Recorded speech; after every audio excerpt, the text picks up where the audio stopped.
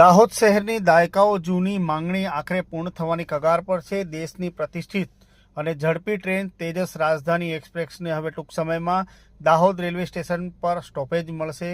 મધ્યપ્રદેશ અને રાજસ્થાનની સરહદે આવેલું દાહોદ શહેર વેપાર, શિક્ષણ અને આરોગ્ય માટે મહત્વપૂર્ણ કેન્દ્ર છે। હવે દાહોદના વેપારીઓ, વિદ્યાર્થીઓ તેમજ ગંભીર દર્દીઓને દેશની આર્થિક રાજધાની મુંબઈ અને રાજનીતિક રાજધાની દિલ્હી સાથે સીધું અને ઝડપી જોડાણ ઉપલબ્ધ થશે।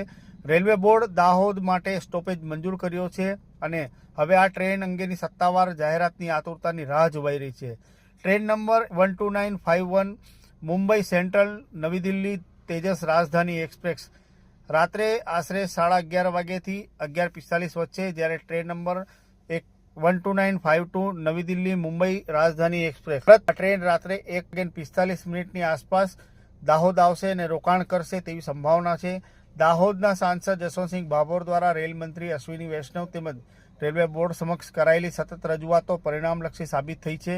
વડાપ્રધાન નરેન્દ્ર મોદીની વિશેષ લાગણી દાહોદ સાથે જોડાયેલી રહી છે, જેથી અહીં 9000 HPનું હાઈસ્પીડ એન્જિન પણ બનાવવાનું રેલ કારખાનું શરૂ કર્યા બાદ હવે અહીંયા રાજધાનીનું સ્ટોપેજ આપીને રેલમંત્રી અશ્વિની વૈષ્ણવને દાહોદને રેલવેના વિશેષ નકશા પર મૂક્યું છે। રેલમંત્રી અશ્વિની વૈષ્ણવે આપેલા વચન મુજબ થોડા સમય પહેલા જ અહીં દાહોદ વલસાડ ટ્રેન પણ શરૂ કરી હતી।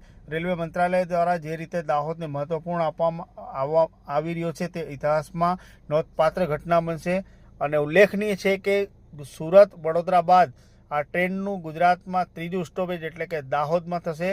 દાહોદવાસીઓની દાયકાઓ જૂની ઇંતજાર પૂરું થયું છે।